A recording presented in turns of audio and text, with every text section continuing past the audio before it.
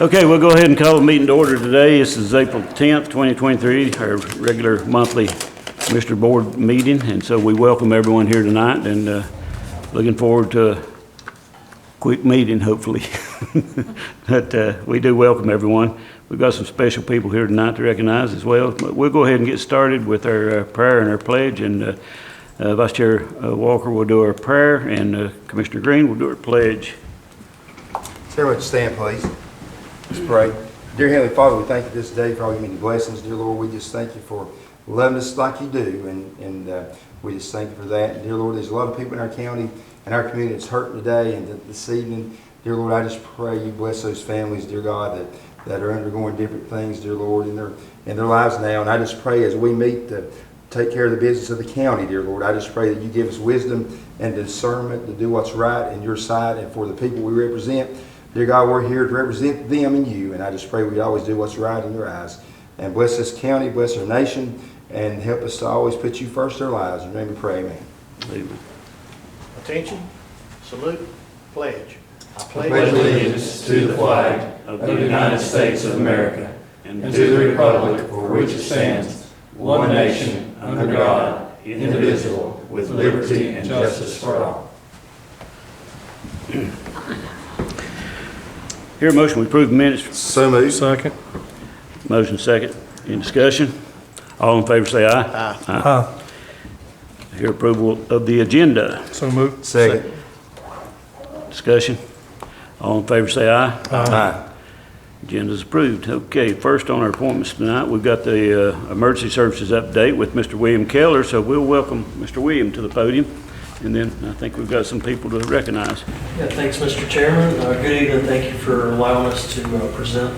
I'd like to recognize four of our supervisors in the EMS division who recently attended the UNCC Charlotte or UNCC EMS Management Institute and successfully graduated from that program. This was a program that they entered the Management Institute prior to COVID. And then, due to everything that occurred, we were able to complete it within the last several months. So this is a long-standing program that's been in North Carolina for EMS professionals, specifically EMS administrators and EMS supervisors, that allows them to come in. It's a cohort program that covers numerous things that are related to EMS management, but also broader leadership topics. And just a very distinguished program that many folks have attended from EMS agencies across North Carolina. So we've got four graduates for our program. Deputy Director Adrienne Jones, if y'all want to come on up. Our training officer, Captain Brenda Agreda. And our EMS supervisors, Captain Jake Patton and Captain Mitchell Ledford. Captain Patton and Ledford are two of our 24-hour duty supervisors. So we run operations supervisor around the clock 24 hours a day. The other captain that is not here is Captain Marvin Hancock, that I know most of y'all know quite well. But we've had a long-standing tradition, and it's been our goal for many years, and you've heard me talk about succession planning, ensuring that we have continuity of operations. Our goal is always to train 3 deep for each position.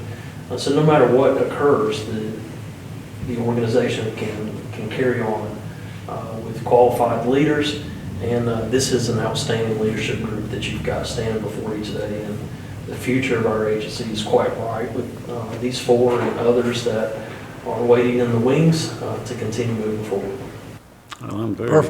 Well, you're very proud of them, and we certainly are. I know those two hauled me to the hospital one time when I was in pretty bad shape. But anyway, we're very proud of our EMS agency here in the county, one of the best in the nation, and we'll argue that point with anybody. But thank you guys for all you do. I appreciate it. It's just an opportunity to us, a golden opportunity to us to be able to recognize you guys for all that you do and what you've accomplished, and we appreciate that. Would you guys like to say a word? I'd like to say I've heard many people say in the county when they call 911, they're wanting you there quickly, and you get there quickly, and the service is very good. I'd also think the leadership team in planning to have everybody trained 3 deep. That's going to make it tremendous, but you are the McDowell County EMS, and it's greatly appreciated from a commissioner's perspective. It's greatly appreciated as a taxpayer's perspective. Greatly appreciated.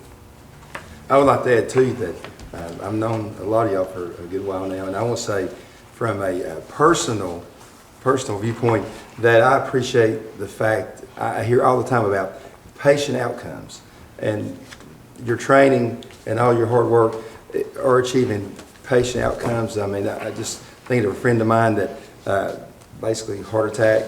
You responded, he was dead. You brought him back. Had triple bypass surgery about a week later. Doing great, they say. You're going to be fine. No heart damage. And so the techniques, the cutting edge techniques, and your training that you employ as a group is phenomenal. And listen, our commissioners made an investment financially in this team right here. We've got to impact our budget on pay raises over a 2-year period. It's going to be totaling close to $4.8 million, but we want to have the best people responding, and the leadership team and the personnel that's going out and responding in our community. That is money well spent, and we don't back down an inch from telling people that we stand behind our EMS and Mr. Kehler and all you too. So we got your back. Thank you so much. You do a wonderful job. William, I think I've said it many times here and out in the public other places also. You guys know how I feel about you. I'm proud of you. After working 19 years with the sheriff's office, I've had the opportunity to be in the field with you, watch you work, see what you can do. And as they said personally, if I need somebody, I'd just as soon have you guys as to have a doctor there firsthand. So I appreciate you so much. We're proud of you. I appreciate that very much. As we've said many times, it's a team effort, and it takes the board, the county manager, our finance officer, director, Ms. Bell back there, our maintenance. I mean, everybody that touches our organization daily has a part in those outcomes. And this leadership team right here it's an honor and privilege for me to get to serve beside of them. They make the things happen, and I greatly appreciate it. Glad to see them.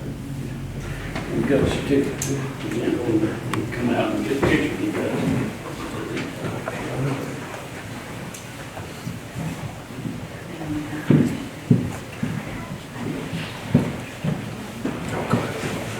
I'll read that's fine. County of McDowell County, North Carolina, certificate of accomplishment. This is to certify. This certificate is awarded to, this one will be Mitchell Ledford, for completed the UNC Charlotte EMS Management Institute class of 2023 by the McDowell County Board of Commissioners. Thank you, Mitchell. Thank you. Appreciate it. Well, if you do this next one. Thank you, Mitchell. Appreciate you. This one is to Jake Patton. Thank you, sir. Thank you, sir. Thank you, Jake. Appreciate it. Thank you, Jay. Appreciate you. Brenda, Yep. thank you for a job well done. We're so proud of Well, you. yeah, I'm gonna try my last. Huh? No. Yes, I am. I'm trying. Agreda. Okay. God. Nice. But thank you so much, and here's your certificate on your work, and the board appreciates you. Adrienne, thank you so much. Appreciate it. Appreciate you. Step above. Appreciate it. Let's get a picture of that.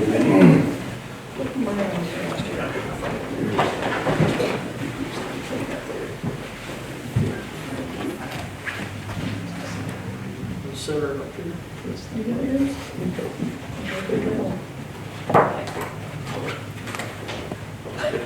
Ready? 1, 2, 3.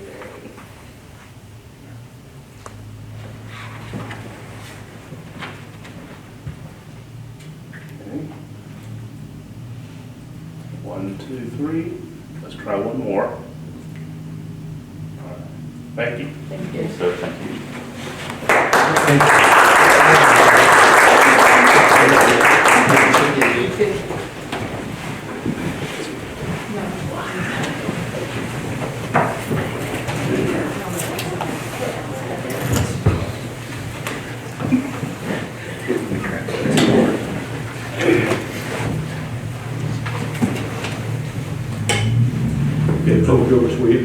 So the second item is from our, concerns our 911 division, and we've got the leadership team from 911, our 911 manager, Amberlie Buff, and Lieutenant Karen Stepp, two longtime employees of the 911 center who, once again, just outstanding leadership qualities and keep that center running. And it's a privilege to serve alongside them every day. What we've got in front of you is a request to pass a resolution that supports changing the classification of 911 telecommunicators from administrative support role or designation to first responder designation.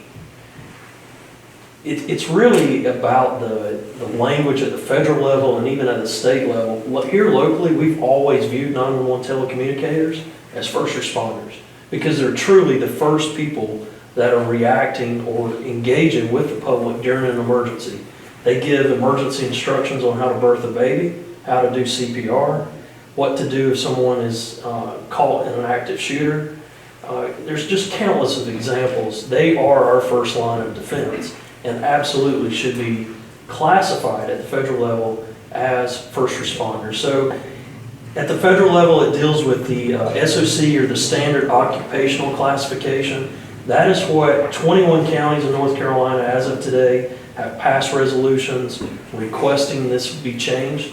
There have been bills introduced. I can go back as far as 2018 and find bills that were introduced but weren't passed to try to get 911 telecommunicators reclassified. So 21 counties, 2 municipalities in North Carolina so far have supported that resolution, and we're asking you to simply support what we've done here for many, many years, is recognize 911 telecommunicators as true first responders. Mr. Chairman, I'd like to make a motion to approve the resolution as presented. Second. We certainly won't be the county that drags on that one. So any other discussion? Let me just say one thing before we do vote. William and I were talking before the meeting started about an incident that happened back in 2008. It was a bad day in Nebo. We had a shootout down there on 70 in Nebo. Had it not been for the calmness and for the reactions of the telecommunicator that day, things might have went a lot different. But because of her resolve and calmness that she had on the radio, she was able to keep officers that were involved calm. So I fully support them being a first responder designation. Okay, all in favor say aye. Aye. Thank you, Will. If I also could get a play in for the communicators, this week is 911 Telecommunicator Week, and you'll see things throughout the community. We had an article in the paper on Sunday, but recognizing the work of our 911 telecommunicators. Got an exceptional team down there, and we're always looking for additional team members. So Let me ask them to stand, please, and let's recognize them right quick with a round of applause.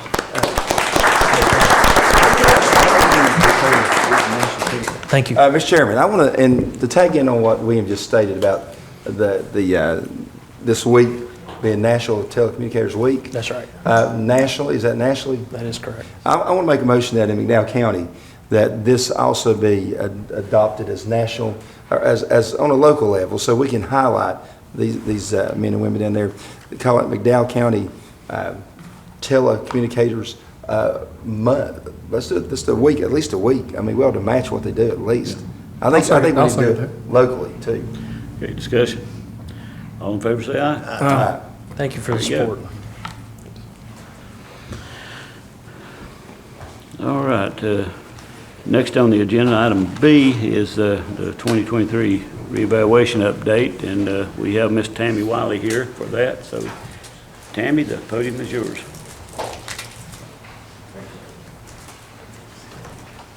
Good evening. Thank you for allowing me to be here. I know they're all leaving, but I too would personally like to say thanks to William and all his staff. It makes what I do seem a little more better. You can handle things knowing that it's going for good reasons. I'm here today to give an update on the 2023 countywide reappraisal.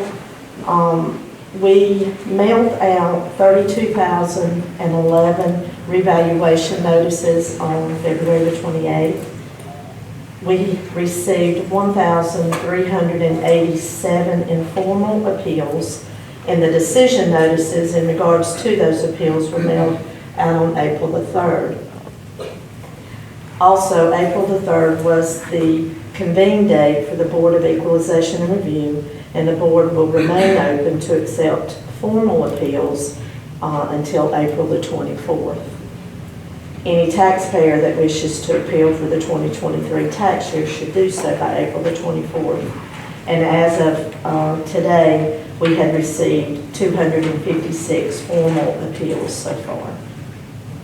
The hearings for those formal appeals will start on April the 25th, and any taxpayer that files an appeal with the board will be notified of their hearing date in advance of the scheduled date that we will have. We'll be having approximately, depending upon the number of appeals, we'll probably be having 3 to 4 weeks worth of hearing sessions. That's about anything I have at this moment. Thank you for your help and your advice and your time Yes.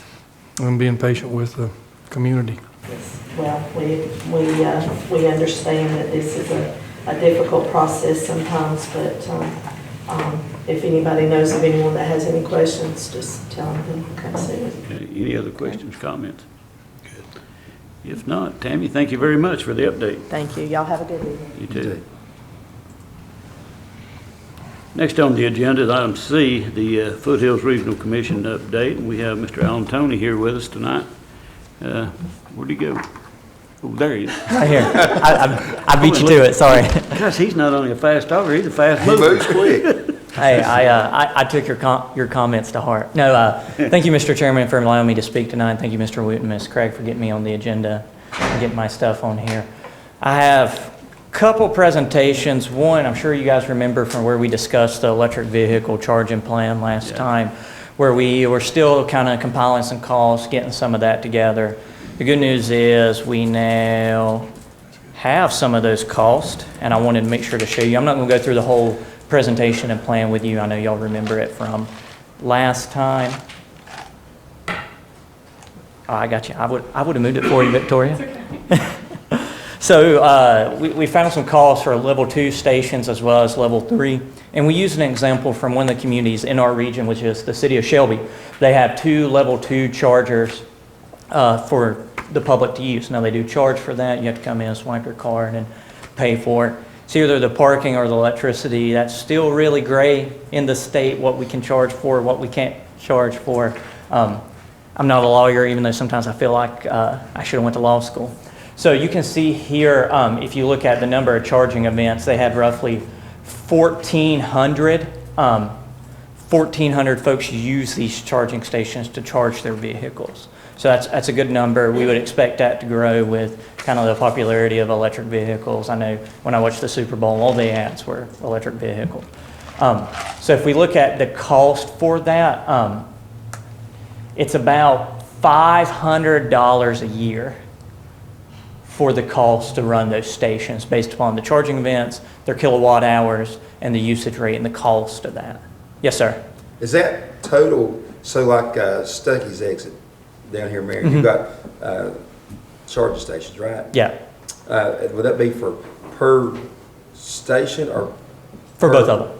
The aggregate whole is a group? That's the whole group in this case. Okay. Now, Shelby gets a little bit of discount because they sell electric, so they have their own electric utilities, and you buy and sell electric through the city of Shelby. So they get a little bit of a discount on that, but generally it's still pretty cost efficient. And my understanding is they do, kind of charge the fee to make that cost up on that. Then we have the city of New Bern. So the city of New Bern's a level 3, so that's that really, really fast charging, charge your car in 30, 45 minutes kind of thing. They have, they usually charge something about $15 is the average fee, and this is based upon the kilowatt hours. So the base fee, and they charge the 10% processing charge, you're looking at about 72 cents per kilowatt hour. So nothing crazy, and the kind of base cost for that, the average cost is roughly $15 on one of these stations, and they do and they do recuperate that cost because they do pass it on to the person charging their vehicle. Just like someone filling their tank up with gas, right? Got to pay for gas, got to pay for electricity here. I do think there'll be some funding on this coming out with NEVI, which is part of the bipartisan infrastructure bill. It looks like we're going to have 3 to 4 rounds of that. Tommy can correct me if I'm wrong. Let our federal folks correct me. They will be, I know the first round will be for a level 3 station, and then the next couple of rounds will be for level 2 stations to start building up that infrastructure. So it is a priority. I know there's money to be had doing it. So if we can, right, minimize our costs, make sure it's very cheap or efficient for the city of Marion in a partnership with McDowell County to build some of these stations and then charge folks for the actual electricity costs as well as any of the potential maintenance and upkeep costs. You know, we want to make sure it's as cost efficient as possible for y'all and for the city and county government. So, one question I've got. Yes, sir. And I know this is probably a long way out, but Yep. I'm sure there's, since we've got an electric boat dealership yeah. in our county, are they going to be working on toward putting the charging stations at the marinas, the boat ramps, that kind of thing for those? I have not heard that yet, but I'm sure it is coming. That is not something I know of yet, but I'm sure it's a discussion people are having, something that's coming down the pipe. It would not surprise me a bit. Yeah, and that's something, Chairman Barron, I'm more than happy to find out for you. I'm just kind of curious about it. You know, if they're going to build them, they're going to have to charge them. Yeah. I would like you to look into it and let Yes, us sir. know, because that's, if there's grant money for that, and we need to know the availability and then the Absolutely. plan. Absolutely. No, and I'm more than happy to take a look at that, and I'll send that information to Mr. Wooten when we find it and make sure he Okay. gets it on to y'all. Yeah. Thank you. Now, one thing I will say is the city of Marion has adopted this EV charging station plan. I'm not going to ask y'all to adopt it tonight. I'm more than happy to come back after y'all read through it, digest some of that to get to that point. But the city of Marion has adopted that EV charging station location plan. And we were working with Mr. Boyette and their board on funding one of those spots, but unfortunately, the grant wasn't the best fit. Grant funding, sometimes you find a grant and you're like, oh, this looks great and wonderful, and you get into the weeds a little bit, the reporting or the requirements or what you can use it for, and suddenly maybe it's not always the best fit. But we're always looking for funding opportunities for things that are priorities to our member governments. And now I have kind of just an overview on some projects we're working on here in McDowell County. It's a long list. I'm going to try to go quick, though. So this is Community Development Block Grant 4019. This is the partnership you guys had with Gateway Health Trust based upon kind of rehabs and remodels for low-income folks in your community. This one is going pretty well. So HUD, the Housing and Urban Development Department in the federal government, has a lot of rules and regulations that you have to follow. They love paperwork. And you know, it's so funny, Ashley called me about it. It was saying, hey, we need some help navigating this because it is a lot of work. So before you can even spend a dime on rehabs and remodels, we have to do what's called meeting the funding agreement requirements. It's about 7 to 11 requirements depending on your grant agreement. And there's a whole list of things you have to do. We have done all those things and have sent that to North Carolina Commerce for approval. They haven't given me any negative comments back yet, which is a really good sign. So I'm hoping we can get those that funding approval letter back, and we can start spending that money on improving the lives of our citizens here. They work at their own pace, is what I'll say. But we are working with them to, you know, they asked us a question, we responded the same day. So we're hoping to get some of that approval letter this month, within the next couple weeks, hopefully. Crossing my fingers on that, and I've been a little pesky about it, so we're hoping for that. After that, it kind of, what I'll tell you is it splits into 2 different kind of lines. We have to do some planning documents, which we'll use on both the community development block grants, and then the projects can also start, so we can start spending that money on folks who are needing urgent repairs, rehabs, and getting some of those bigger remodels that are in that $40,000 range out for bid. We have to go through the federal procurement process, which takes a little bit of time. There's a lot of paperwork and documentation we have to make, but start going through that process to get those. get folks in a better housing condition, especially folks who are low-income seniors. A lot of seniors are on that with fixed income, so let's make sure we're addressing that. Are there any questions about that 4019? All right, I'm going to move on to the second one. This is the transitional housing project out closer towards NACo. That's about the $5 million HUD grant that was given to McDowell County to start that project, to extend that sewer out. That project moving a little bit slower. The reason for this is we have to do a phase 1 environmental. It's a normal requirement. It's just not something that had been done up to this point. So that is out for bid now. You can find our ad in the Asheville Citizens Times. We have to advertise it in a certain size paper, and we've sent it directly to some engineering firms. So I think we'll have some good comments in. We'll get some good bids in on that. Once that phase 1 environmental is done, all our funding agreement obligations will be met, and then we'll be able to send that on to Commerce to get those funding agreement approval letters. The nice part is about us doing 2 community development block grants in 1 county, we can use a lot of the same planning documents for both. So we don't have to kind of duplicate efforts. We can focus on both of them. 4019 will be done first. Obviously, we can tweak it and use it for 4029. So that should make things a little bit quicker. That's what we're hoping for. Expedite things a little bit more. If y'all didn't know that, we have to be really careful with how we spend federal money. I know that seems ironic and funny, but there's a whole code of federal regulations that's, this thick, and our philosophy at Foothills is no one looks good in orange. And so we do everything we can to follow all the rules, make sure things are done correctly and we're spending that money correctly. Because we do want to get this money back. That's the thing. We want to do another one of these in McDowell County. We all pay a lot of taxes. We want to get as much of those tax dollars back in the county as we can. Are there any questions about this project? All right, moving on. So this is the rural planning organization. This is the transportation planning kind of department in Foothills. This is when we work with NCDOT to determine which transportation projects are funded. We will have a prioritization cycle starting this summer of 2023. I'm expecting this cycle to be pretty rough, just to be honest with you guys. I think we're going to get less project submittals.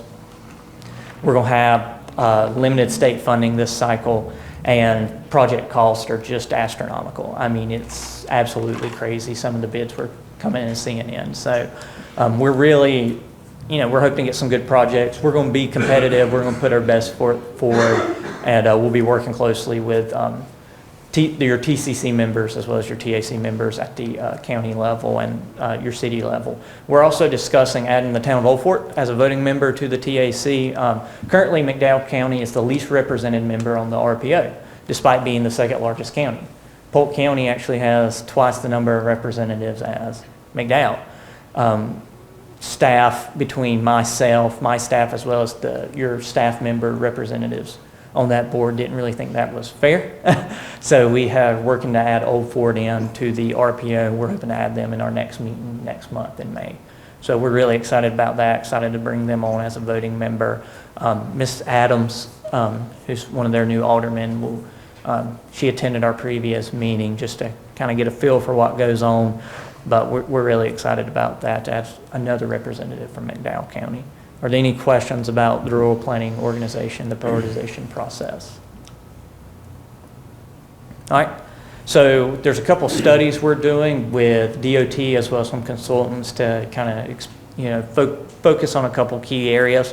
One of these are the Fontaflora study. We're partnering with McAdams.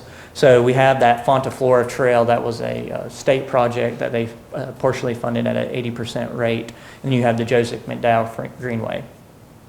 So we were trying to key in on that area and study the safest and most cost-effective crossing of Highway 70 with that Greenway network. It's a little delayed on this, but we signed the contract last week, so we're starting full steam ahead now. So hoping to get some good designs together and some good alternatives. Any questions concerning that study? All right. West Henderson Lone Street, this is another study with DOT. We're partnering with Stantec and the city of Marion. This is where, I can't remember what it used to be a textile mill, I believe, and now it's a big business center. I can't remember what it's called to save my life right now. It's right on that little corridor. Miller Complex. The Miller Complex, yeah. So it's right on that little corridor going out to the Ingalls Trying to study, because the road in its current condition doesn't really serve the need of the area right now. So trying to study what those alternatives are, project options. This has started. We should have a survey going out soon to get input from the community about what they would want to see on that corridor. So we'll make sure to work with Mr. Wood and Ms. Craig to get that out to the general public to make sure they're aware. We'll also have some different focus groups, a couple public input sessions coming up. So we'll make sure y'all are aware of those so you can attend if you're available. Are there any questions about that study? Nope. All right, Safe Routes to School. So this is another partnership with DOT. We are actually doing a regional Safe Routes program. So Jerry Stensland, my project manager on this, has kind of headed this up. And McDowell, Rutherford, Polk, and Cleveland County are all doing a Safe Routes program together. That's a really cool thing that we can brag about a little bit because there's not a lot of other places who have a full regional Safe Routes program.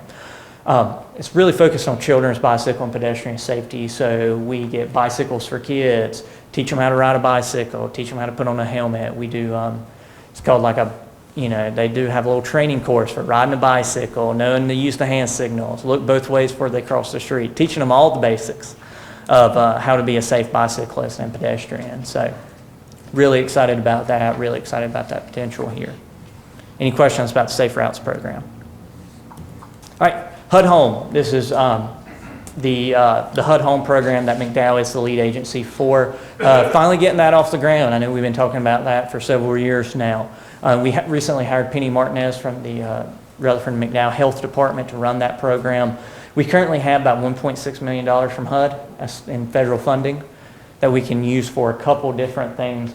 The two big things we're really focusing on right now are down payment assistance for first-time home buyers.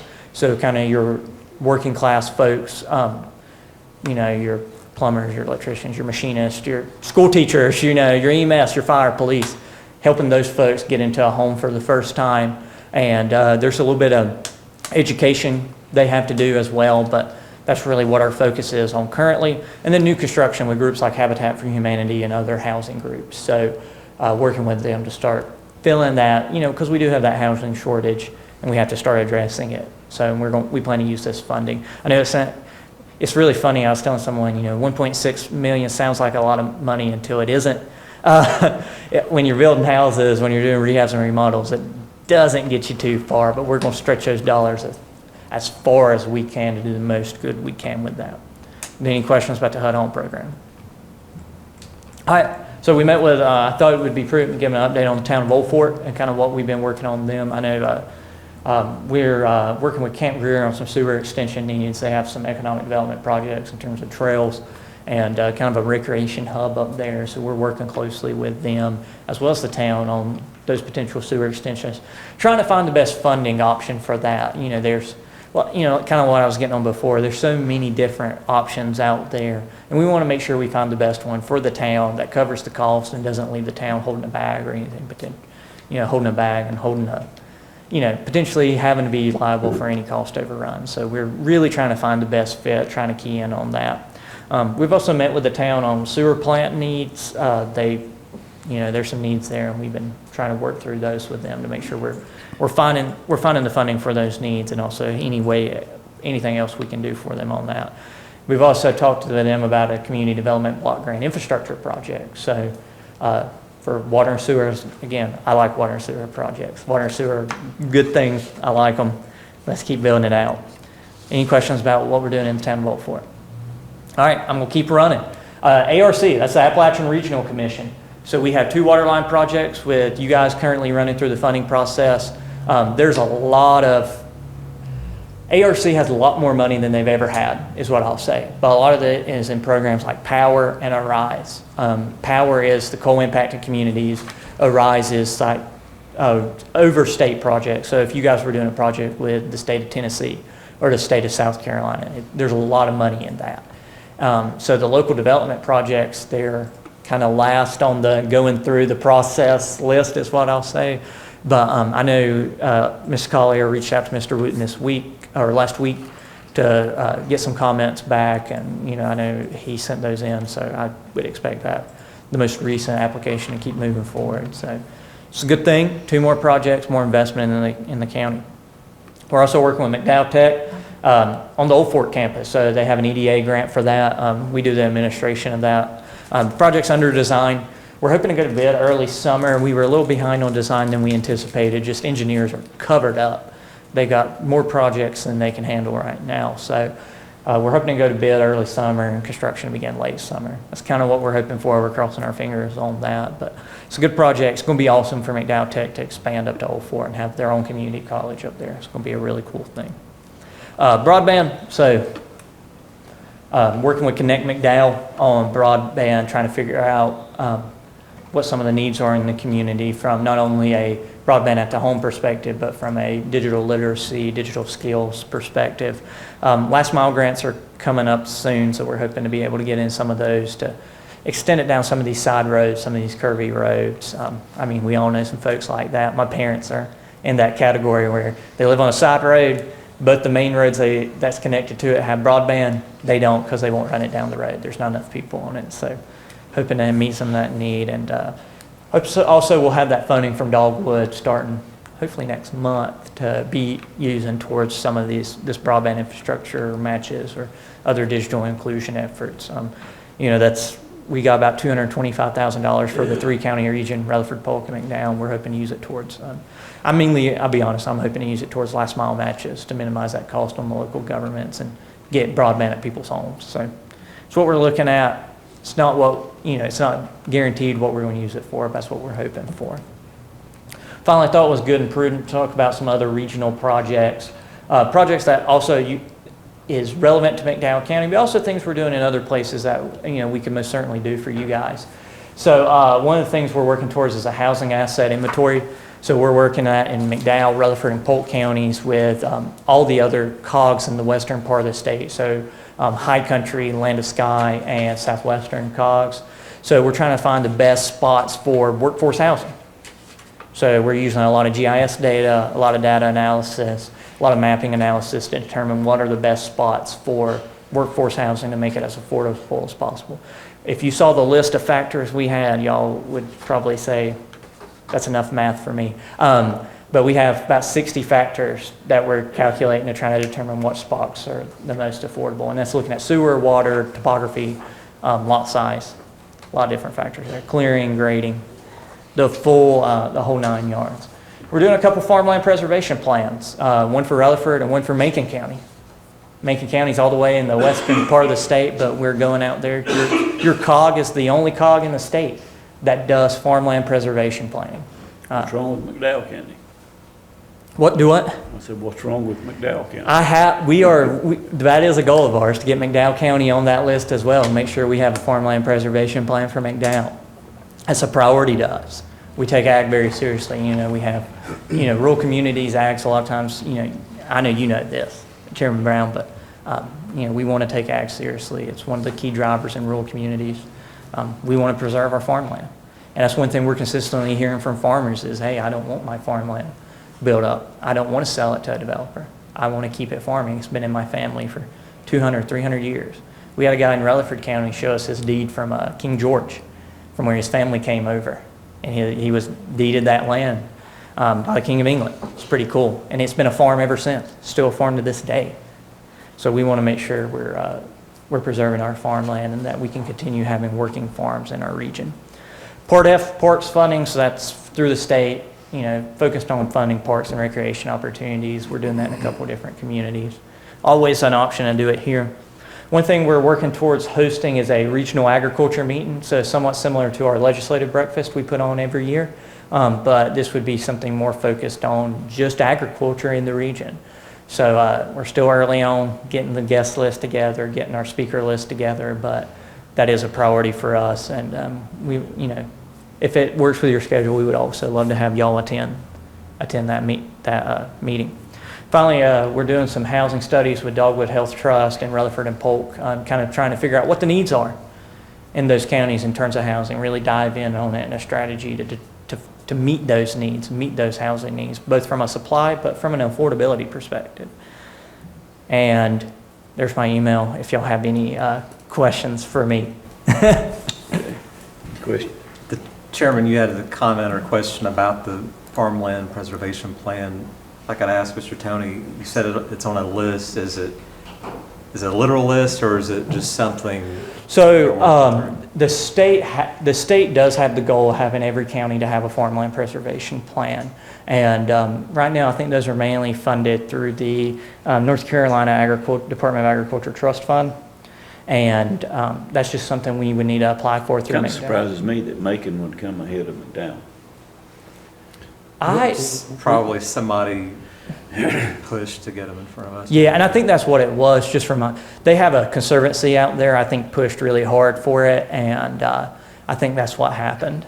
We've got some farms here in the county that's goes back to King George as well. Yeah. English farm up in the northern part, and it's been dairy farm ever since. Yeah, and that's the thing, we want to make sure those are preserved. I mean, and if you talk to those farmers who run those farms, they don't want it developed, they don't want it, something different. They want to keep farming it. They want it to continue farming after they pass, so. If it's appropriate to ask Mr. Toney to look into where we might be. I would like for you to. Absolutely. Yeah, we can get that ball. I think it's more or less, we just have to go through the application process, but we're happy to work with Mr. Wooten as well as your soil and water director to get that ball rolling for y'all. Yeah, please do. Yeah, absolutely. Any other comments? One question, shifting back to the EV stuff. Yes, sir. So it says both stations in 04 are no longer in service, Catawba Campground, 04 Visitor Center. Yes, sir. What happened with that? It's just, From what I can tell, they just weren't maintained, and it seemed like It was maintained. it just wasn't maintained. It seemed like somebody bought these or installed those and with no plan to maintain these stations. And then, more of a private deal, right? yeah, I believe so. Gotcha. I do know, Mr. Walker, that there has been a permit application for level 2, maybe level 3 chargers to be put in Yes, near sir. Town Hall. Yes, sir. So Yeah, you are correct. that should help out. And there are the chargers out at Stuckey's that they're only for Teslas. Yeah. But, Yeah. Which is a whole other issue. Certain ones are just for Tesla, and then even though they show up on the EV charging station map, if you're driving, I don't know, a Chevy, you can't use those stations. So, yeah. It's an interesting dynamic with EV charging stations right now, is what I'll say. And that's what you presented is not going to be charging, or we're not going to charge for that? My understanding is y'all are going to charge We for are, it, okay, but it good. would be, To the cover ones in the cost of town. Upkeep and, yeah. Yeah, absolutely. If it's a cost, I'll just say this, it's a person's choice to buy an electric car, and I don't think they should get a free pass on free electricity. Correct.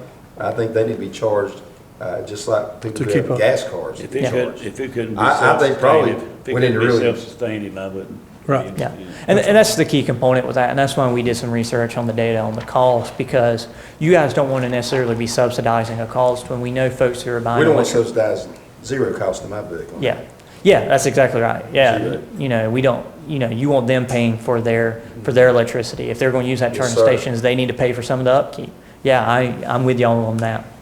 And that's why we dived into that, to determine what we do need to charge, how we can charge that, making sure we're following the legal procedures for that. But yeah, I'm with you. Let's, if someone does need to pay that cost, not the taxpayer. My last question would be Yes, sir. the West Henderson slide you brought up. Yes, I know sir. that, is it the Marion Business Association that's got the group out of Boone that's doing the potential uplift on different areas of the county? Mm-hmm. And you're aware of that? Yes, sir. Yeah, we have, so that was part of the tourism plan. Correct. That Destination by Design. Correct. The firm I think you're talking about That's out of correct. Boone. Yes, that is where this project did come from. They had a design and kind of a concept design for that, but this is more, we're getting into engineering for this now. Engineering cost funding? like the hard stuff. The hard engineering Okay. for it, yeah, because one thing to keep in mind too is those are DOT streets. Correct. So anything we design on that has to be acceptable to NCDOT. So, they're funding that hard kind of engineering, and they'll be a part of that process throughout. We work really great with our Division 13 partners here in McDowell County, and they have really good input, and they work well with us at the local level. So we will make sure, we will get something together that is acceptable to to DOT that we can move forward with to meet the new needs of that street corridor. Thank you for your time. No problem. Thank you, guys. Any other questions for me?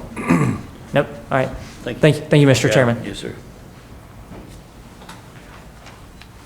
Next on the agenda tonight, we have a public health update, and we have Ms. Karen Powell with us tonight, so we welcome Karen to the podium. Thank you, Chairman Brown. I appreciate it. Thank you, Mr. Wood, for getting me on the agenda. I appreciate being here tonight to see all of you, so thank you. I have about 4 topics I wanted to go over tonight, just real quick, and then open up to any questions that you guys might have or anything that you might need. Is that okay with you? Yes. All right. I know the health rankings was attached to your packet tonight, and I just wanted to touch just on a couple of things about that, if you hadn't had a chance to look at it.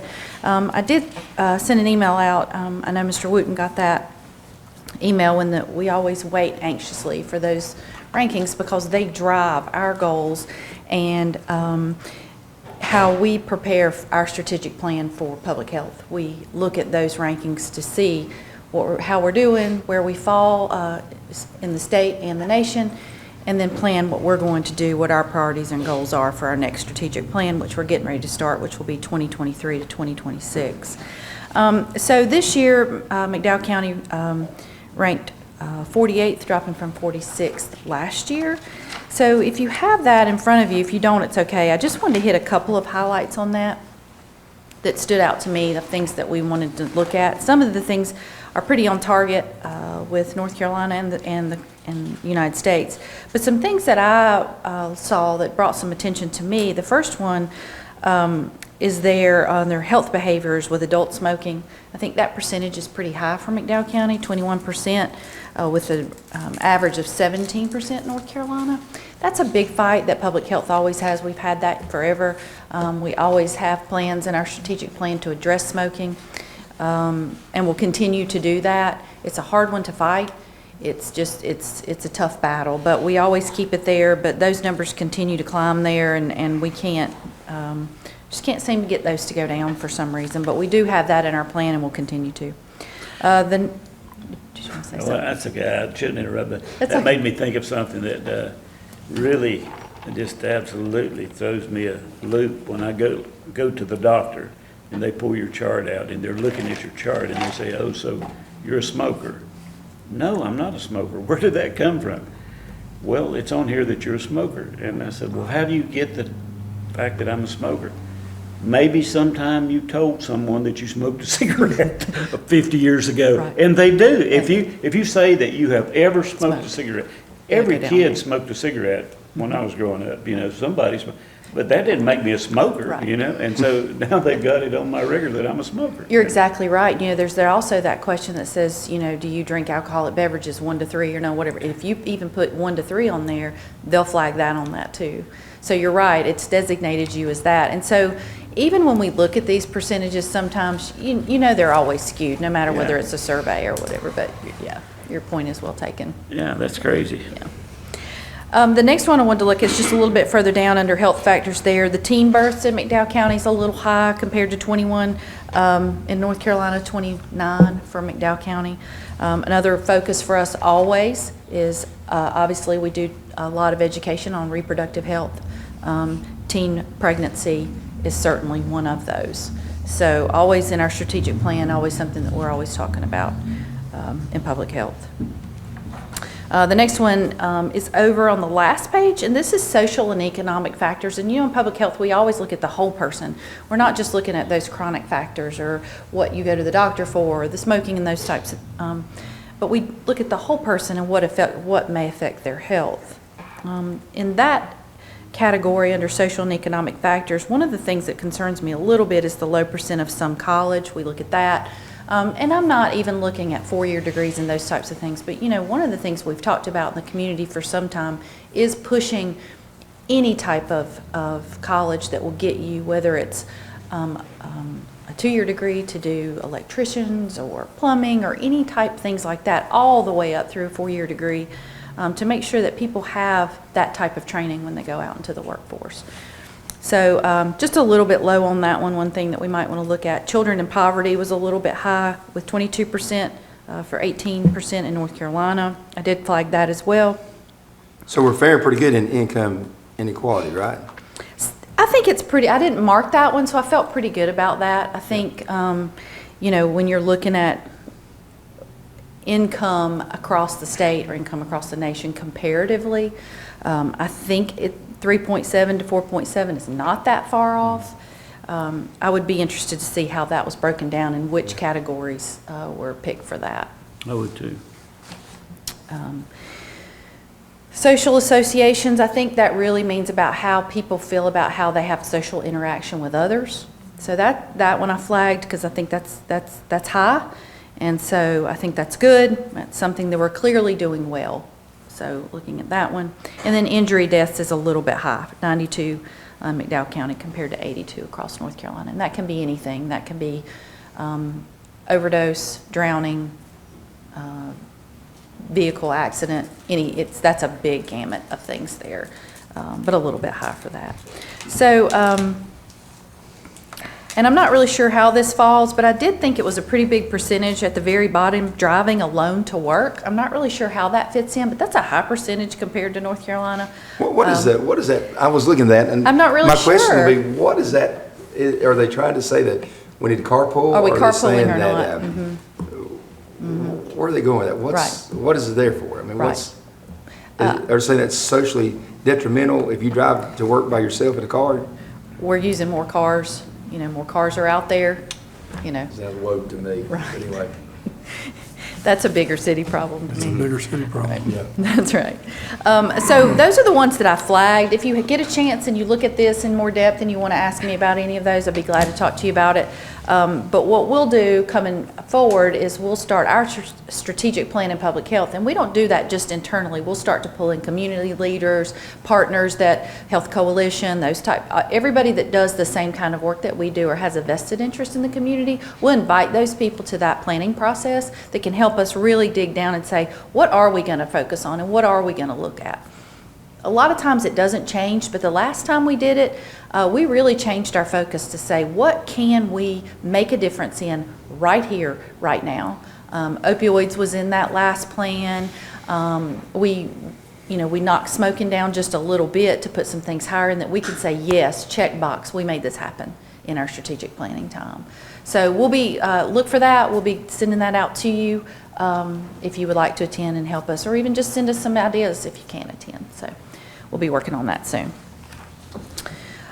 So on to that, the same topic, one thing that we've been watching closely across the nation and through North Carolina is the higher rate. And COVID had a little bit to do with this, I think, but we've seen a progression in the number of STIs across North Carolina and McDowell County, and we watch those closely to see if there's patterns, what's going on. So we try to take COVID out of that and look around it to sort of see, because it's such an anomaly there with COVID, to see why our numbers are going up right now. North Carolina is 5th in the nation for STIs, so that's pretty high. And so trying to figure out what that looks like, we pulled our McDowell County numbers for the past 6 months, so these would be from September to March. Just looking to see if those numbers are going up for us. So from those 6 months in time in McDowell County alone, we had 72 positive chlamydias, 44 gonorrheas, 2 acute hep C, 48 chronic hep C, 19 syphilis, and those all those numbers were up from the previous 6 months. So they seem to be climbing. And so what we look at is try to see where those are. There's certain areas. Is it treatments? How are we getting everybody treated to try to get those down? And sometimes that can be a real struggle to get everybody treated to that one person, and then we start to see it go out a little bit.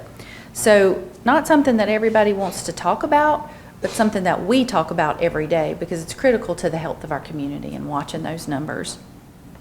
One thing I'm watching closely as the health director is House Bill 108.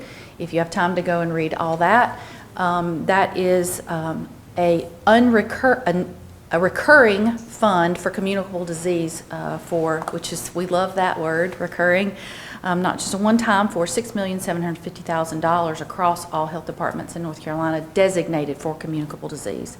So right now it's pushing through, it looks good. We have lobbyists and health directors in Raleigh weekly, talking with legislators to push that bill through. That would be great to get that reoccurring money every year. Some health departments don't even have enough communicable disease money to fund one nurse. And so that's pretty sad when the numbers are climbing and we can't even pay for that. So that's a push right there, Karen, to get more nurses. Absolutely, that can hired. follow So, that. is there, in these diseases that you're talking about, has that been a climb over the past 10 years?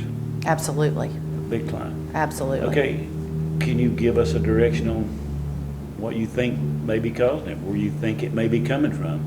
Is there a particular ethnic group or something? Would it be a that homeless involves more situation? than other? If your homeless population is going up, would that be contributing to that somewhat? I think it is. I think it's homeless. I think it's probably, I'm not really sure there's any population that it would be specific to.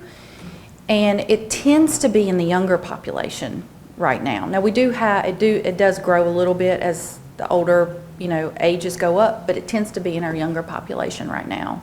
And so one thing we find is we have a positive who maybe doesn't want to come in and get treated and then continues to spread, and then they don't get treated, and that tends to be sort of the snowball that happens. So we try to make it as easy as possible to come in and get treated, and all partners get treated. But I think that's a lot of it, is just that hesitancy to come in and make that happen. So, and as the health department, for that, there's no age there. You can just come in, get treated. It's completely confidential. So we try to make that known for people, that they don't have to go to their doctor and make the appointment. Their doctor sees it and the nurse sees it. It's all confidential with us, and you can just come by yourself and get treated for that, as well as your partners. So we do a lot of education about that, but there's just still that hesitancy and stigma there. The education is after the fact. It is, but we do the education we do family planning. And anytime anybody comes in for family planning, we do that education ahead of time. Yeah. Do you do any education as far as smoking and stuff like that, or do anything with the elementary schools or middle schools? Right. Anytime we can get into schools to do education, we always focus on smoking and drugs and all those types of things, and healthy living, healthy eating, exercising, all those things. But we are strongly encouraged not to talk about STIs or any type of sexually transmitted disease. Well, the smoking and the opioid issue, I think we would like that to be addressed as strong as you can do it. Sure. And I'll tell you, since you mentioned that, before COVID, opioids were our drive. That's what we focused on. That's what we were looking at continually, and trying to figure out how we could help our communities with that, with the high numbers of opioid addictions at that time. And what we were seeing as when the opioids started going down and were prescribed less, our hepatitis numbers were going up. So we knew that people were switching from opioids back to needle transmitted drugs. So our Hep C numbers were going up. Back in my day, we were educated on STD, they showed us pictures and things of what could happen, and listen, it put a fear in me, Oh, yeah. And Yeah. what was wrong with that program? Well, I think sometimes, I don't think it necessarily comes from the schools. I think a lot of times parents want to handle that, and so they would rather address it at home than have it addressed at school. Okay. We do have a school, a private school in Rutherford County that our health educators been called out to do a lot of that, not just sexually transmitted diseases, but all things health-wise for girls and boys, and split them all up and did the whole thing. She was so great, and they loved it. It was fifth grade to about eighth graders. It would just seem to me, rather than trying to help them choose what sex they want to be, it would be that they would work on trying to help them, prevent them from having sexually transmitted diseases. Right. We're all about the proactive in public health, not reactive. So let's prevent it before it happens, so that we're not dealing with the numbers, and we're not dealing with the teen pregnancies, and we're not dealing with STIs. Let's try to educate beforehand so that we're not reactive to the situation. Okay. So again, we'll be watching House Bill 108. Hopefully, we'll get that pushed through, and that will help some of that funding that we could push out. This next thing, the third thing I wanted to talk about with you is an environmental health update. I know you're always interested in that. I was hoping to hear that. So what I did was we pulled numbers for our fiscal year, which will be over, as you know, at the end of June. So this is from July 1 to now, the numbers that we have. So we broke it down into,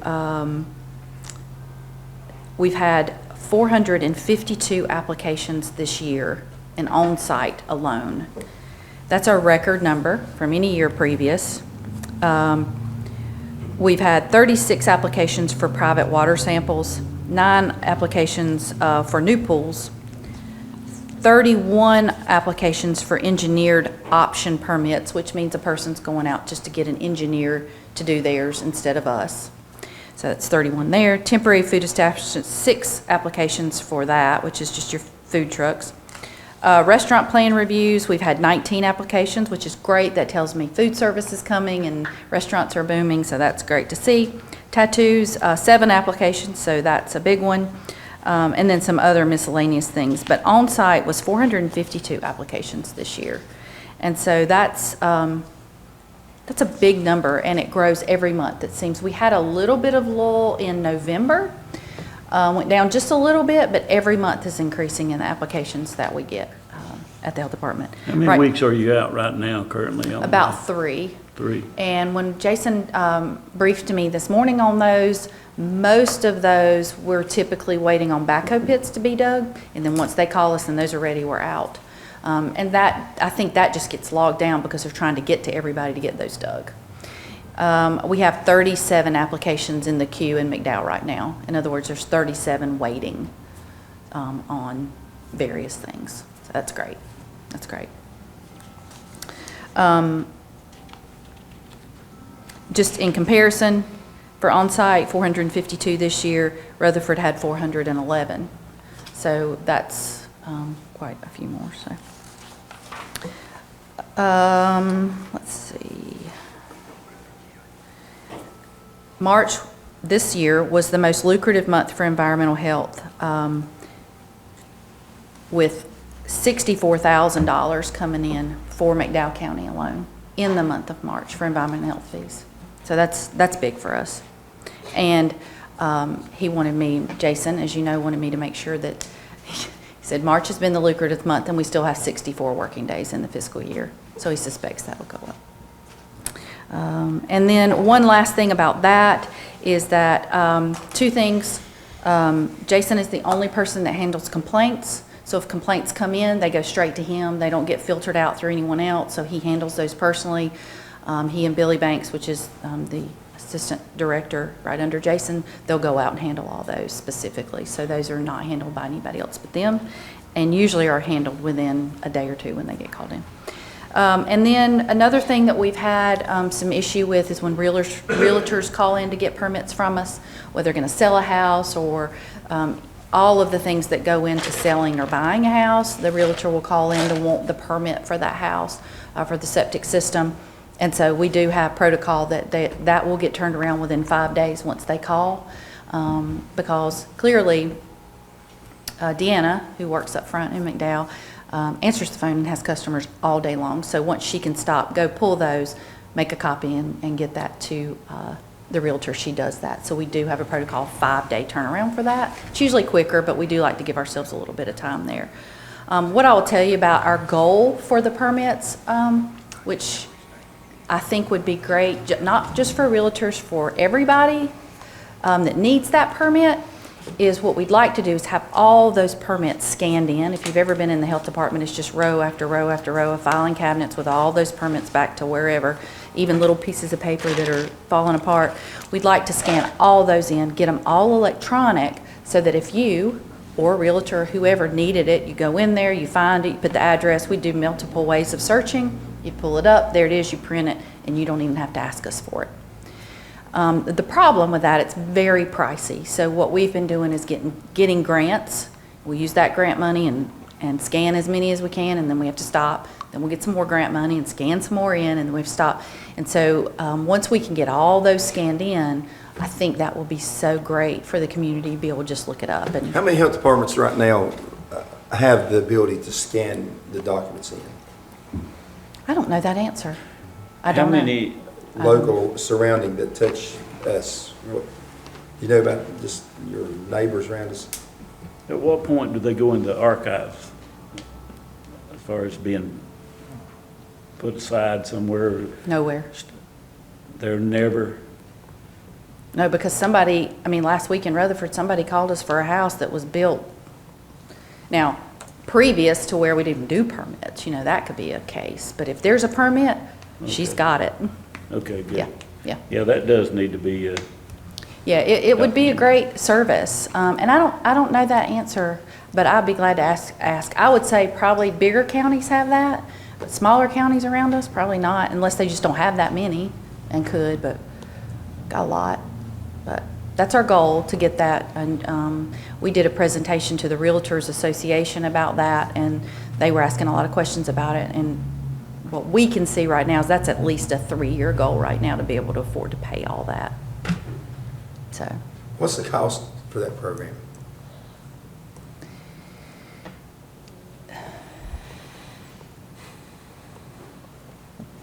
well over $100,000. Yeah. And we had to do our medical records. When we went into electronic medical records, from paper to electronic, we had to scan them all in. And so, because the state was pushing us to do that, you've got to go electronic, you can't be paper, they gave funding to make that happen. And so we were able to do that, otherwise we'd still be scanning I medical think records. something we'll have to do at some point.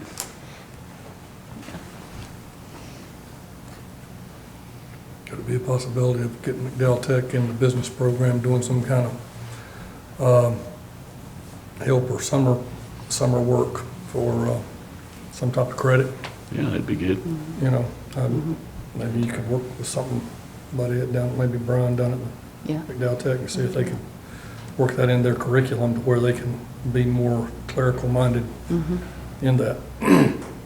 It's easy on the permits that are more recent, but the ones that go way back, that are the little, especially we found this with medical records, when they scan them in, they would adjust them, make sure you could read them well, because they're faded. And but I think if they're recent, it's just the normal, you could just easily just scan those right in.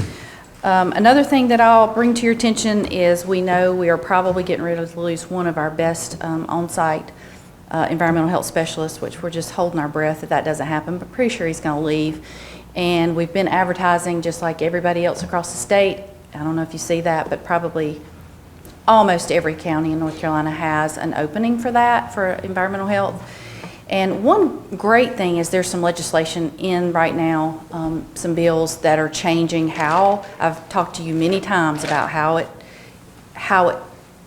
long it takes to become a specialist. So they're changing that, making it a little bit easier, giving some more routes to make that happen, working with some universities that people would just come right out authorized and could go straight to work. So changing a lot of that, and I think that's going to be great for the profession. But right now, everybody almost has an opening, and if you're an environmental health specialist, you can name your price, because people are so desperate to do that. We've got one of Congressman Edwards' aides here with us tonight. That would be something I'd like for you to talk to him about. Okay, right, okay. And we've had this position already advertised for about 6 months, anticipating this was coming, and we've only had one applicant for that, and turned us down because it wasn't enough money, because they can just see all the other places they can go and get. What is the starting range in that? For us, 60,000. What's the state average? We're pretty high. Wake County just advertised a job, biggest county, biggest county pays the most, and theirs came out today at, I think their range was 65 to 71. But you're not going to find many counties that are above 60. no. Well, y'all made an investment. I mean, you know, I remember we had the dark days when there was Yes, a big we did. backlog and you. And I appreciate people that remember that. Yeah, and y'all committed to hire people. You had to pay more. You had to pay up to get them, and the backlog. And what a left. change that made for the whole department. Yeah. When we did that, when we made that investment and said we're going to commit that amount of money to those positions, it changed the whole landscape Oh, of our yeah. department. Our And phones don't ring as much as they used to. I hope not. Not like the dark days that David's talking about. But no, and you have to do that or you can't compete. If you're a county right now that's offering about 55, I don't get anybody. And I'll tell you, most people in my agency don't make 60, not even close to it. But that's the only way we can get these positions filled is to push that salary. And right now, I don't know, we'll be lucky. And we won't turn away interns, but you know what an intern is. They've got to work a year before they can go out alone. And so it's great if you can get somebody that's already authorized, but they're hard to come by. But anyway, we're anticipating that. Hopefully, we'll get that filled before he leaves, we hope. So, because he is our top producer in McDowell County, so we're dreading that. So that's environmental health. Any questions about that? It's good news. All right, thank you, Karen. And the last thing I wanted to bring up is, many of you know, back right after Christmas, we had the major flood at the health department. We think water was running probably for at least 4 straight days there, which is amazing what water can do to a building. The size of our building, all the way to the back, to the front, was just demolished. Luckily, we only shut down for about 4 days, got a plan together, how to see patients, get patients back in. It's a construction zone, and the maintenance department in McDowell County has just been phenomenal. They're there every day. They're calling us every day with updates, trying to help us get back in. It's hard when you're relying on other companies to do that work, but Dwayne and his crew have been just great to help us. So they're starting the flooring soon in the lobby and management support in our WIC department, so hopefully we can get the front doors back open. We've had to kind of go in the side door there at environmental health and walk people back. It's just not a safe place to really be everywhere else. So hopefully coming together on that, and we'll be excited to finish up that work. But that was pretty devastating over there, but I hope we're on the back end of it. So just want to give you an update about how that was coming and how great they've been to help us out. Well, I'm sure they'll be glad to hear that. And that is all. Attaboy there. Mr. Chairman, I make a motion we approve the McDowell County Public Health Appreciation 2023 resolution. Second. Motion second, discussion.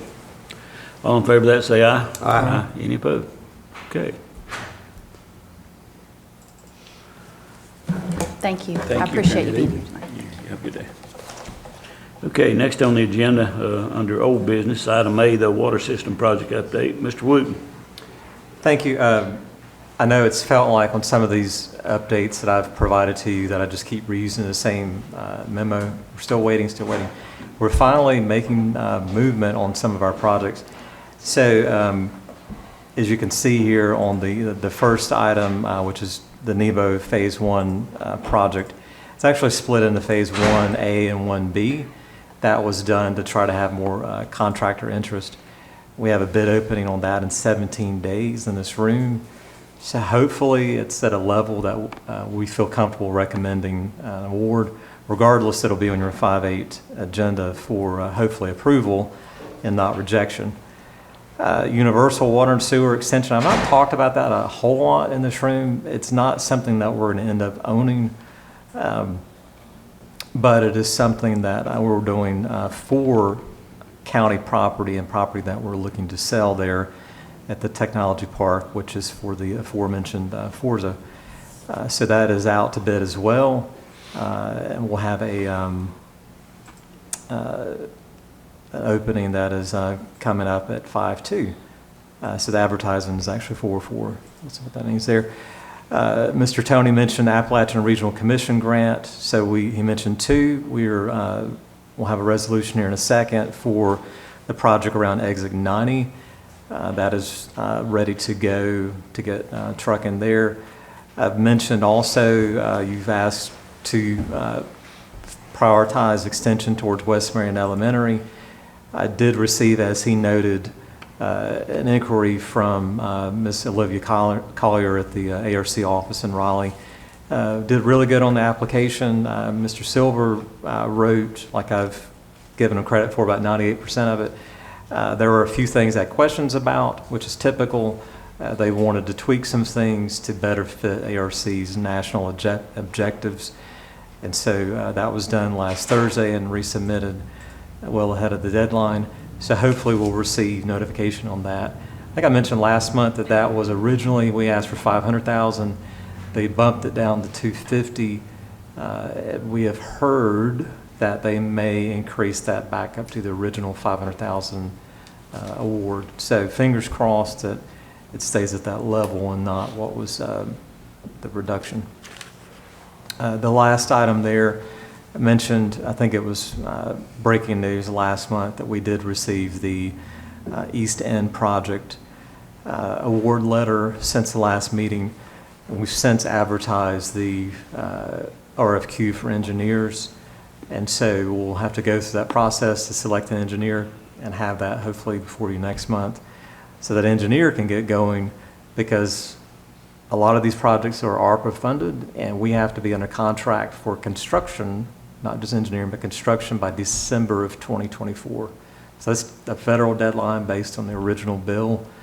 And so if we're not under contract by that date, the money vanishes magically. So all of these projects, a lot of them aren't necessarily ARPA, but the ones that are, we have that clock ticking, so we're going to move fast. So I do have an action item, that is the ARC grant resolution.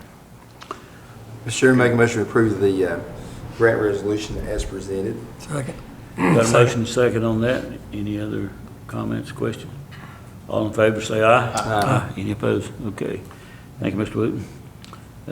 Next on the agenda is the broadband update. Lead us off, please. Again, finally, action. So I've spoken for, it feels like maybe 6 months or longer, that Spectrum had received a great grant, which is true. They received a $4 million grant. Going back way before that, this board had authorized a $1 million allocation for broadband grant matches. Spectrum knew that, and they still only asked for $100,000 out of the match, knowing it could have been more. They wanted to, not take us to task over it, but the grant did, the county's contribution did help with the award points.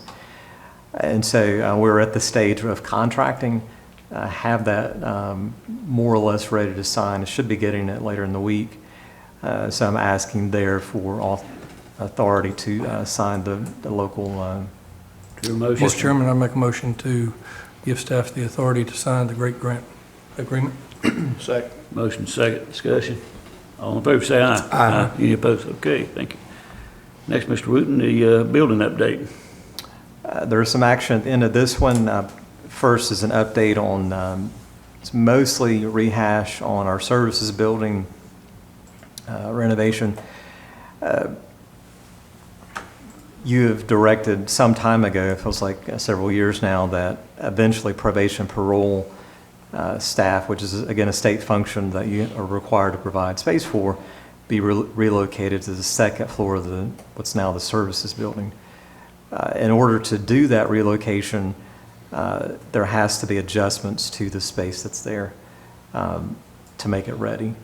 And the first pass that the architect presented to Mr. Riddle, Dwayne and I, would have required a tremendous amount of demolition and relocation of walls, door frames, etc.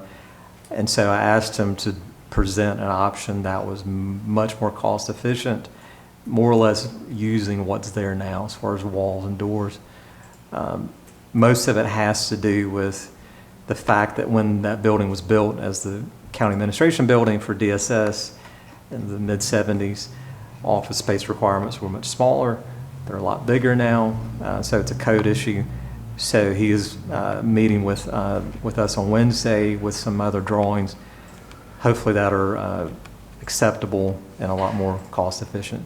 I don't have a cost associated with that first pass, but I just know it would be high based on prior knowledge. Old EMS Station 1, you directed last month that we advertise it, continue to advertise it for sale as far as the actual building. We have had a few phone calls about it. I did field one myself today. I'm meeting a gentleman tomorrow on the site. And so he sounded positive about it. And so hopefully he will show interest in it. I don't have it in here. I don't like to go out on a limb on a lot of things, especially when it involves money. We had set, I think administratively, a minimum of $25,000 when it was being auctioned on the website. And again, that didn't happen. I would like to set a minimum, and I'd feel comfortable with the board approving that, especially with this gentleman meeting us tomorrow. What'd be your recommendation? We're discussing a $5,000 minimum, which would be what we would be paid for the contents, the building itself, versus what we would pay someone else to demolish it. So it's going to be, he would be coming in and getting it, but he would be paying us $5,000. That's so right. We would not be using our labor to get rid of it, to demolish it. That's right. So he would haul it all off and. Yeah, That would be you the need that in a requirement. motion? Yes, sir. Make that motion to decrease it to 5,000. Motion second, any other discussion? Contract, you would naturally, there would be a contract between the county and the individual, right? That Right, there would be a responsibilities. performance base to it, that's Okay. right. All right. And I'd like to be copied on that, the contract commission. Sure.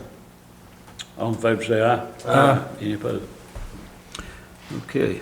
And the last item there is the paving project.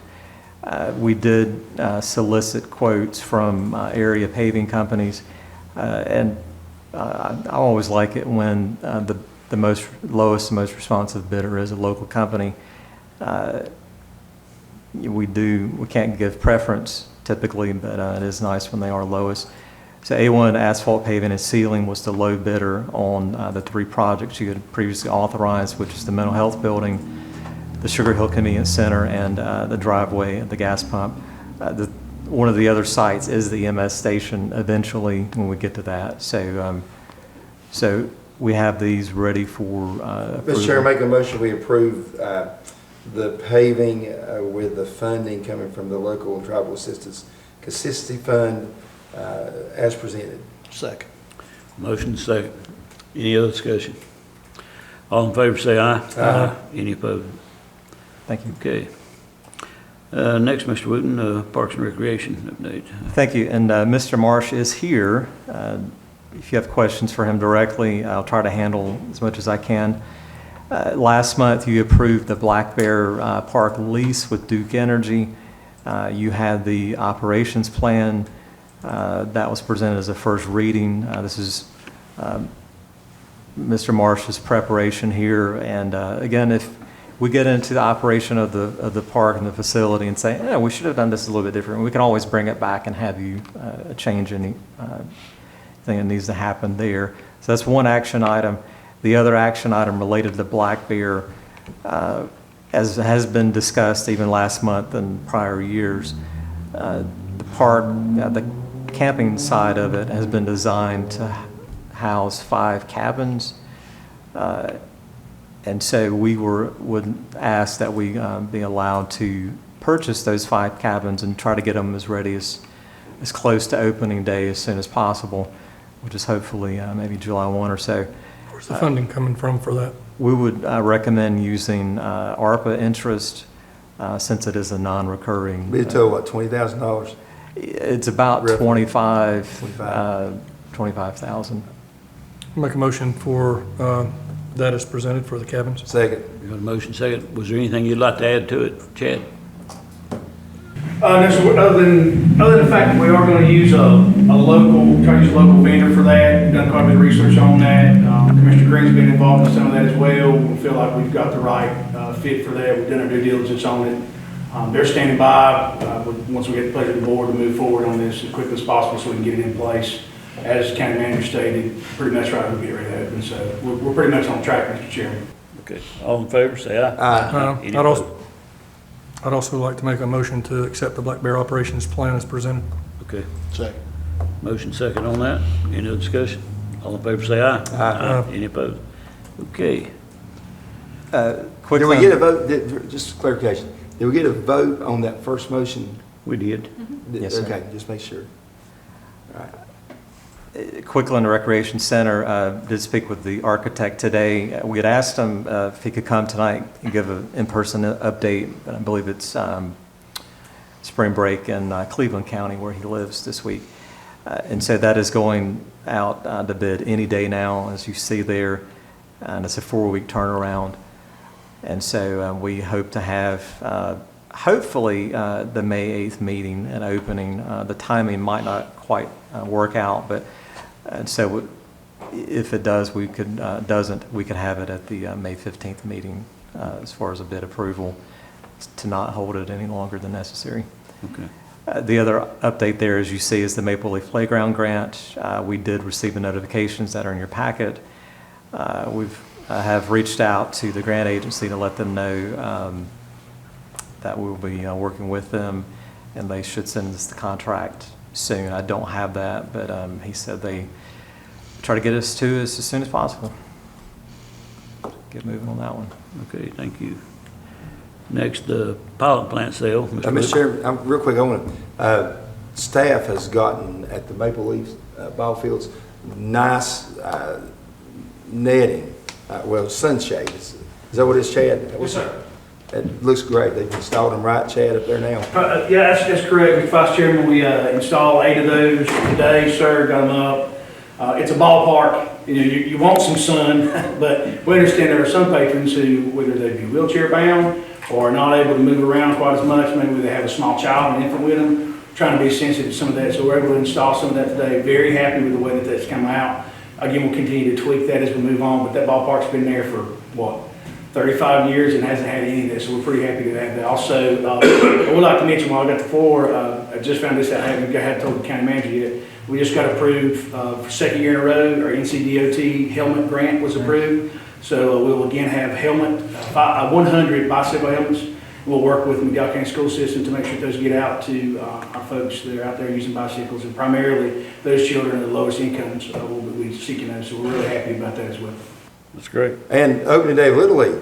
Saturday, yes sir, and I'm hoping to be able to see some of the board to throw out some pitches. I know I've got that email out there, so get your arms warmed up and we can see some folks out there, but we're really excited about that. Appreciate the collaborative effort from McDowell Transit to work with us to run shuttles this year. It's the first one we've ever done that. We fully expect there to be over 1,000 people there on opening day, and we're really excited to get that kicked off this year. And so uniforms started coming out today. We're going to have some kids looking amazing with some smiles on their faces, and we're really excited about that. So, yes, sir, really looking forward to it. I used to throw Chad the old split finger fastball. Still can't hit him. Thanks, sir. Thank you. All right. Now, Mr. Wooten, the pilot plant. Pilot plant, yes, sir. You authorized last month it's called the disposal, which is another way of saying the sale of an asset of what was the pilot plant down there, the agricultural center. That was advertised as required by law for 10 days. I did have a call from a potential bidder, and all the way up to the day before he expressed some interest, but then ultimately passed on it. So the original offer of $275,000 was the only as well as the highest bid. And so you have to formally, if you would like, vote to receive and approve it. We approve the sale. Second. Motion and second. Discussion. All in favor of sale, say aye. Aye. Any opposed? Okay. And so just quickly there, I'll communicate that with the buyer. Mr. Coates, we've had a conversation about the deed. He has to wait on the survey, which is underway. Once the survey is recorded, he can have the deed finalized, and we'll schedule a closing. The buyer pays for the survey, they pay for the deed prep in addition to the $275, and they understand that. Okay, So, good deal. thank you. All right, under new business, budget update, Mr. Wooten. Thank you. I do have your sales tax and your property tax collection information, and I will email the the general fund report that you would normally get. It's not in this packet. As you see, the property tax collection was 98.67% through March, which is a little bit higher than this time last year. We do have budget amendments, GF 44 through 49 and ENT 2. We'd ask for approval. Mr. Chair, make a motion to approve the amendments as presented. Second. Motion second, discussion. All in favor say aye. Aye. Any opposed? Thank you, Mr. Wood. Next item B, the firework approval. Mr. Wood. Yes, sir. You have a request to approve fireworks for opening day this weekend. Make a motion to approve as presented. Second. Motion second, discussion. All in favor say aye. Aye. Any opposed? Thank you. The NACo National County Month, Mr. Wood. Yes, sir. This is National County Month, and so there's a resolution attached, and through social media and press releases, we'll be highlighting some of the things that we do throughout the month. Ask you to approve the Move we resolution. approve the resolution. Second. Motion second, discussion. All in favor say aye. Aye. Any Mr. opposed? Chairman, I do want to make mention, I appreciate our tax department getting out to the people we don't about the elderly exemption on their property taxes, so thanks for getting that out there to people. Mhm. Okay, on administrative items, Mr. Wood. Just three. The first is the EMS write-offs, totaling a little over $60,000 there. You'd have a letter from Dysersville Fire Department. They are starting planning for a substation there on Vane Mountain Road, and there's a reimbursement resolution for sheriff's vehicles. We started to do that and not finance vehicles that may never get delivered, which seemed like a good idea. So would ask that you approve the three items. Be glad to answer any questions you might have about them. We approve the items. Second. Got a motion second, discussion. On the Dysersville Volunteer Fire Department. Yes, sir. The funding for that is where? They would be using existing tax revenues. I have not heard from them as far as prior years or this year about any requested tax increases. So they are just letting us know their budget process. I greatly appreciate that. Yes, sir. Okay. All in favor say aye. Aye. Any opposed? All right, board appointments, Madam Clerk.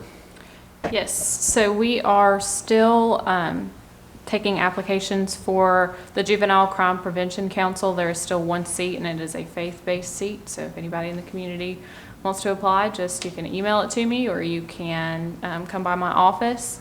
And tonight, at the beginning of the meeting, I passed out a ballot sheet. We received 6 total applications for the Historic Preservation Commission, and those applicants were Candace Workman, Jordan Laney, Raina Harp, Patty Holda, Jessica Merritt, and Karen Dark. And according to the majority of the votes, all 6 were approved. Okay. Could I ask maybe a clarifying on that, Mr. Chairman, and maybe a vote after that? The ordinance for the Historic Preservation Commission sets a minimum of 5, and I imagine you don't want an unlimited number. Would you like to, by vote, set, at least for this iteration, set a cap on that number? Would you like it to be 6, which would be maybe unusual?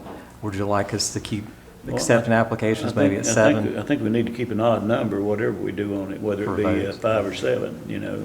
But, 7. 7 be best. Yeah. You need We'll that, continue to advertise it. Maybe vote would be great. to make that motion to go to 7. That's Second. max. Got a motion to second on that. All in favor say aye. Aye. Any opposed? Okay. All right, on tax matters, Mr. Wooten. These are routine. You do have some write-offs as well from Ms. Onufray. Mr. Chairman, make a motion we approve as presented. Second. Discussion? All in favor say aye. Aye. Any opposed? Okay, thank you. Citizen comment, Madam Clerk, did we have anyone sign up? Did I have anybody sign? Okay, moving on to Commissioner staff reports. Anybody have anything? I would just like to ask a couple questions about the budgeting process. We're going to be discussing that next month, or what is the plan?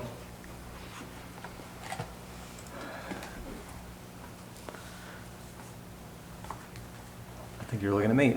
Typically, Mr. Chairman, the way our schedule has worked is that, again, every board is different.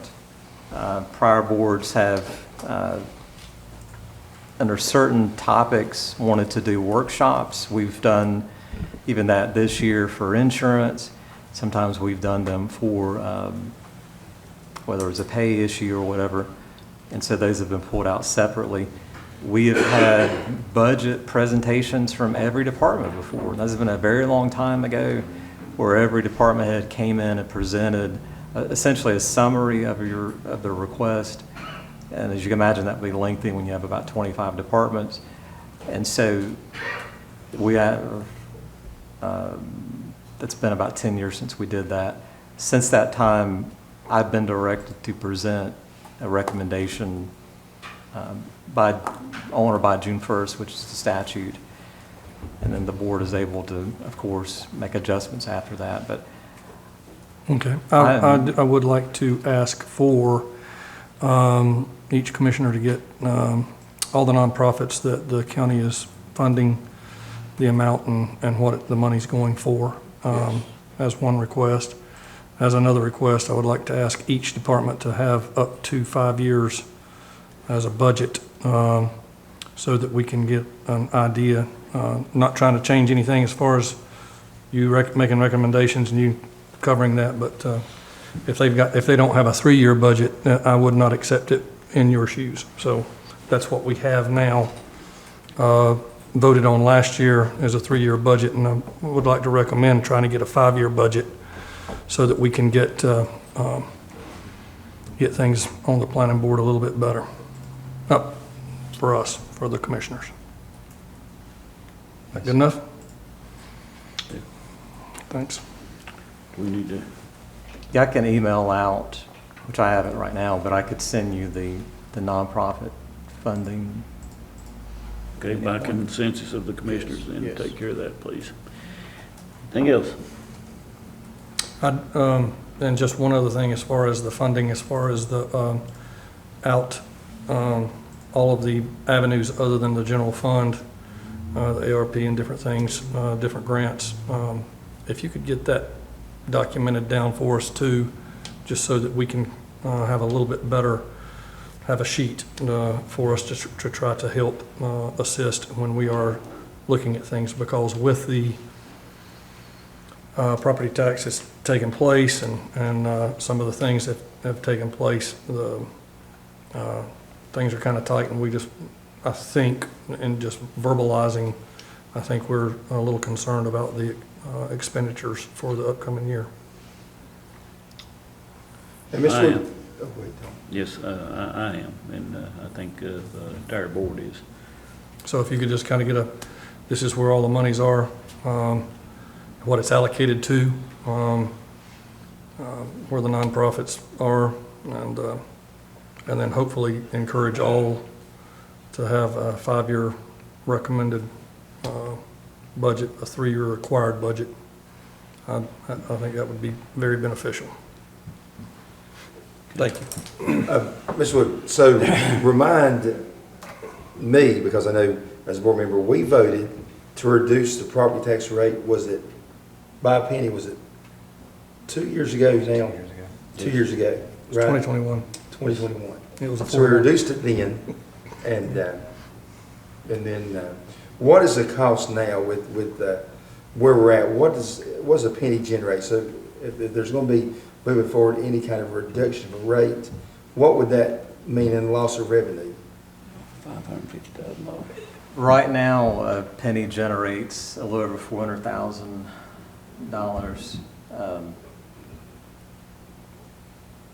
Based on some of the preliminary numbers for, again,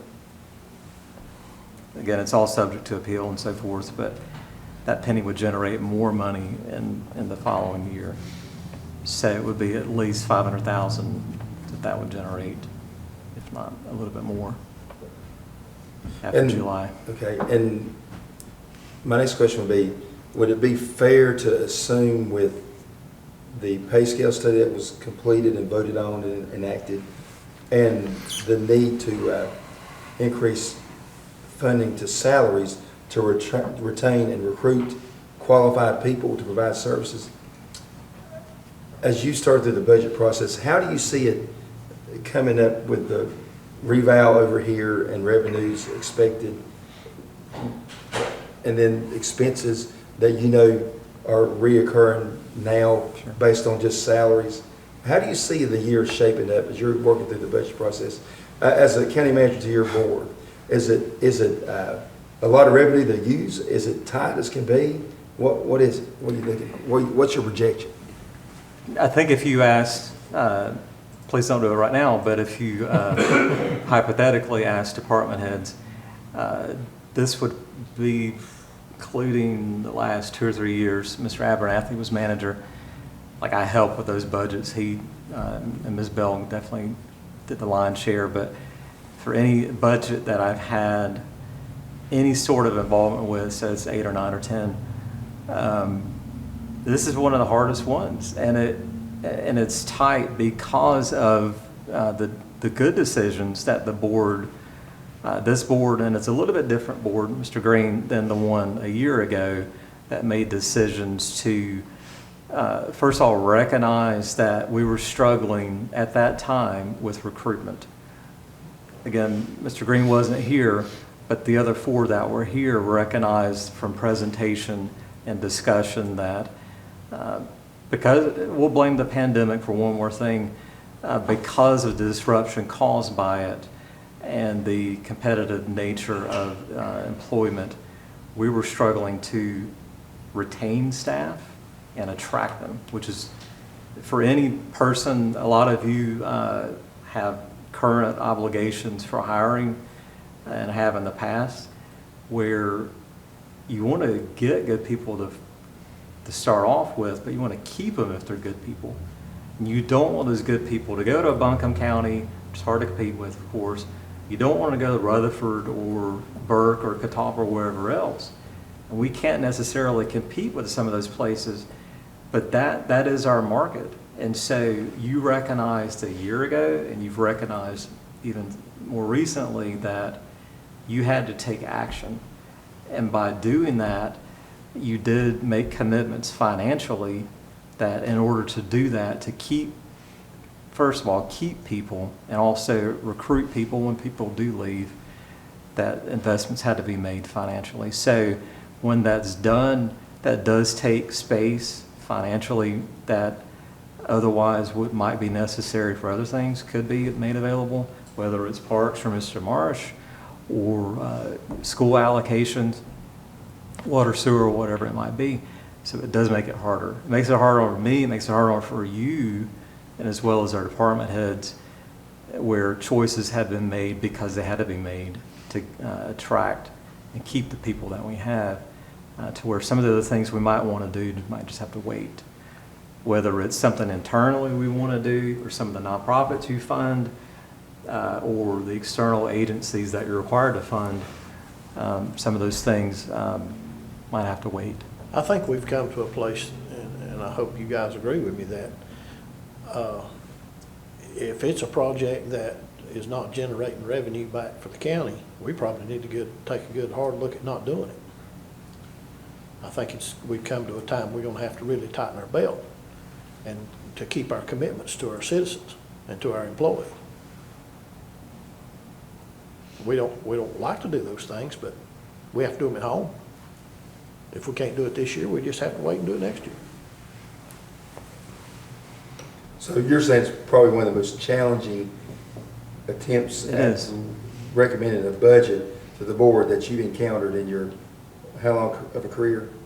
7+ as manager, so it's going to be tough, but we'll present a balanced budget before June 1st, and again, once you get it, it's your budget to then make changes that you would like to make with it, but it's not a popularity contest.